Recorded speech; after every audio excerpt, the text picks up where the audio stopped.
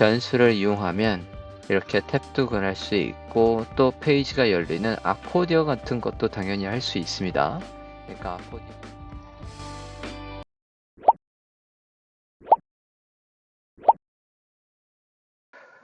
안녕하세요. 락스위즈앱의 김동주 강사입니다. 자, 이번 시간에는 탭을 볼 건데요. 지금 화면과 같은 이렇게 클릭을 했을 때 안에 내용이 보이는 이 탭을 피그마에서 프로토타이핑을 이용해서 구현을 해볼까 합니다. 자, 이런 걸 구현한다고 할 때 이걸 코딩까지 해서 보여주기 전에 디자인 단계에서 피그마로 시연을 해보고 싶은 거예요. 자, 그러면 피그마에서는 어떻게 할까 한번 보겠습니다. 자, 지금은 피그마의 완료본 화면을 보고 계십니다. 이렇게 클릭을 했을 때 이런 식으로 아까 구현한 거하고 똑같은 형식이 되는 걸 디자인 단계에서 프로토타이핑으로 구현을 해볼까 해요. 자, 그러면 문서를 만들고 한번 작업을 해보도록 하겠습니다. 필요한 테크닉은 오토 레이아웃과 그리고 컴포넌트를 만들 때 컴포넌트에 변수를 등록하는 방법을 활용하시면 구현하실 수 있겠습니다. 자, 그러면 새 프레임을 만들고 한번 작업을 해볼게요. 자, 간단하게 새 문서를 하나 만들었고 여기에서 프레임 선택을 해보겠습니다. 데스크탑 사이즈로 만들어 볼게요. 자, 여기에다가 간단하게 앞서 같이 탭 메뉴를 만들고 구현을 해보도록 하겠습니다. 탭 메뉴는 그냥 사각형에 앞서도 그냥 검은색이 흰 글씨로 돼 있었거든요. 그렇게 작성을 한번 해보도록 하겠습니다. 탭을 만들어 볼게요. 사이즈는 150에 40 정도로 해봅시다. 그러고 여기 안에 글씨까지 넣어보도록 할게요. 타입, 그래서 메뉴 1이라고 하겠습니다. 가운데 있으라고 할게요. 오토 레이아웃을 이용해서 가운데 있게 해봤습니다. 그걸 그대로 복사해서 만들어 볼게요. 안에 폰트 사이즈는 조금만 더 키우겠습니다. 20 정도로 키워봤어요. 볼드로 좀 해볼게요. 네, 이렇게 해서 만들어주고 얘를 그대로 복사해서 메뉴를 만들게요.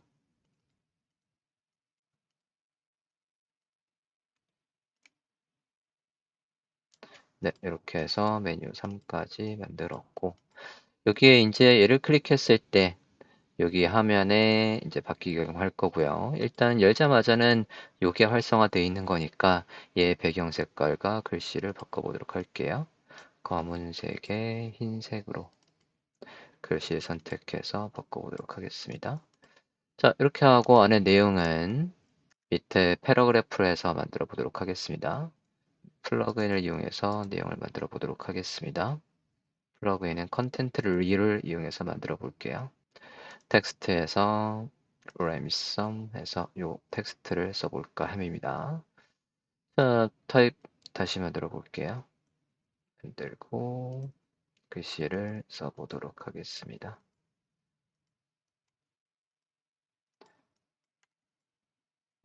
자, 일단은 이런 식으로 그냥 똑같이 복사해서 만들어 볼게요. 얘는 볼드 아니고요. 레귤러로 하겠습니다. 너비 조금만 더 늘릴게요. 간단하게 이런 거 만들어 보고요. 높이는 오토 해서 오토 하이트로 맞춰주고 여기 이 부분 여기와 여기 간격은 계속 동일하게 할 거예요. 자, 그러면 이제 이 녀석을 모두 선택해서 여기에 오토 레이아웃을 좀 걸겠습니다. 오토 레이아웃을 이용해서 얘가 짧아지더라도 이 내용을 이제 짧게 길게 할 거거든요. 짧더라도 이 간격이 유지되게끔 해보도록 할게요. 오토 레이아웃을 켜고 여기에서 저는 여기 부분을 30 정도로 할게요.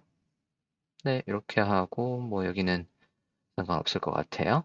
자, 이렇게 위쪽으로 치우치게끔 레이아웃을 잡아줬어요.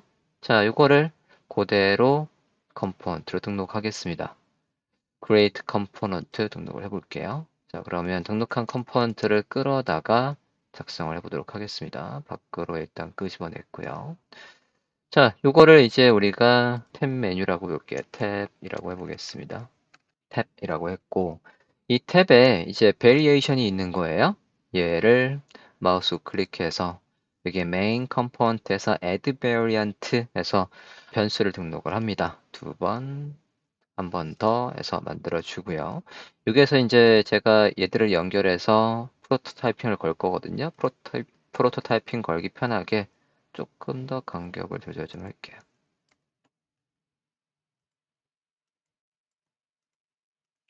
이렇게 간격을 좀 떨궈 보도록 하겠습니다. 자, 이게 이제 베리에이션을 등록해주고 있어요. 위에 메뉴, 얘가 이제 이 녀석은 검은색에 다시 옆에 있던 거하고 똑같이 맞출게요. 디구 해서 똑같이 컬러를 적용해 보겠습니다. 글씨 컬러도 바꿀게요. 두 번째가 이제 검은색 배경에 흰색 글씨로 들어오게 할 거예요. 두 번째 요소를 선택하고 필값을 검은색에 글씨를 흰색으로 바꿔보도록 하겠습니다.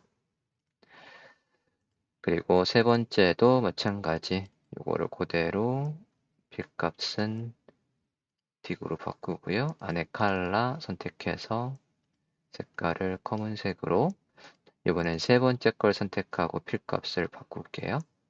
필값을 검은색에 안에 글씨는 흰색으로 변경하겠습니다. 흰색. 자, 이렇게 해주고 안에 컨텐츠도 높낮이가 좀 달랐으면 좋겠어요. 얘가 세 줄, 얘가 한 줄, 두 줄 이렇게 해볼게요. 안에 글씨를 선택해서 지워보도록 하겠습니다. 얘는 두 줄 해볼게요. 자, 이렇게 하면 자연스럽게 높이가 다 바뀌어 있고 이제 얘한테 프로토타이핑을 걸어주시면 되겠어요.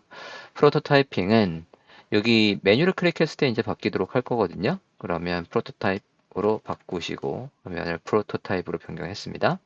그런 다음에 메뉴 2 선택한 다음에 연결을 이렇게 해요. 두 번째로 연결을 합니다. 두 번째로 연결한 다음에 얘가 클릭했을 때 change to property는 네, variant 2. 얘가 지금 variant 2거든요. 요게 보시면 variant 2에서 바뀌도록 해주고 여기에서는 1번을 클릭했을 때는 얘로 가는 거고요. 연결했고요. 여기서는 3번을 클릭하면 variant 3로 3번에서 2를 클릭하면 variant 2로 1번을 클릭하면 variant 1으로 여기에서도 3번을 클릭하면 variant 3번으로 이렇게 해서 프로토타이핑을 모두 걸었어요. 메뉴 1을 클릭했을 땐 당연히 그냥 얘니까 얘한테는 프로토타이핑을 추가로 걸 필요는 없을 것 같고요. 자, 그러면 이렇게 variant 1, 2, 3가 있단 말이에요. 1을 선택을 해서 그러니까 디폴트요. 디폴트를 선택해서 그 요소를 이렇게 가져와서 컴포넌트를 복사해서 인스턴스를 만들어 줍니다. 자, 그러면 이제 우리는 이 부분만 보는 거거든요. 이 부분에다가 네, 지연을 한번 해볼게요. 지연을 해보도록 하겠습니다. 자, 클릭을 해볼게요. 이렇게 잘 바뀌고 있는데 앞서 완료본하고 좀 똑같이 얘가 부드럽게 바뀌게 하고 싶거든요.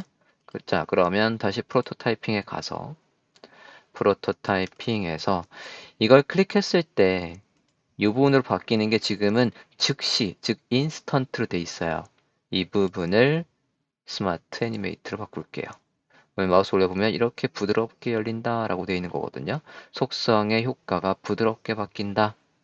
그래서 여기에 이징도 걸 수 있고요. 저는 그냥 끝이 느린 속도 모델로 초반은 빠르다가 끝이 느린 속도로 0.3초에 걸쳐서 라고 할게요.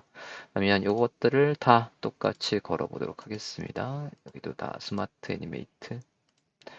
여기에서도 요거 스마트 애니메이트. 여기에서 또 아까 얘 바꿨고요. 그다음에 두 번째에서 이제 세 번째로 가는 이 부분도 다 프로토타이핑의 속도 여기 인스턴트가 아니라 다 스마트 애니메이트로 바꾸고 있어요. 스마트 애니메이트 다 바꿨나요? 얘도 볼게요. 네, 다 된 것 같네요. 자, 그러면 브라우저 화면 볼게요. 시연에 다시 가서 클릭을 해보겠습니다. 자, 지금 보시면 이제 얘들이 부드럽게 이렇게 바뀌고 있습니다. 그래서 네, 완성을 이렇게 하실 수가 있겠어요. 그래서 이 add variant 변수를 이용하면 이렇게 탭도 권할 수 있고 또 페이지가 열리는 아코디언 같은 것도 당연히 할 수 있습니다. 그러니까 아코디언도 이거 똑같이 세트로 앞서 우리가 컴포넌트를 이렇게 만들고 했던 것처럼 아코디언도 그대로 해놓고 add variant에서 하나는 펼쳐놓고 나머지는 접어놓고 하나는 펼쳐놓고 나머지는 접어놓고 하는 식으로 해서 구현을 하실 수가 있겠어요. 네. 이렇게 해서 오토 레이아웃으로 요소들의 간격은 그대로 유지되고 위쪽부터 채워지라고 해서 컴포넌트를 등록을 하고 변수로 만든 다음에 네, 프로토타이핑을 걸어서 이렇게 대비되는 걸 만들어 봤습니다.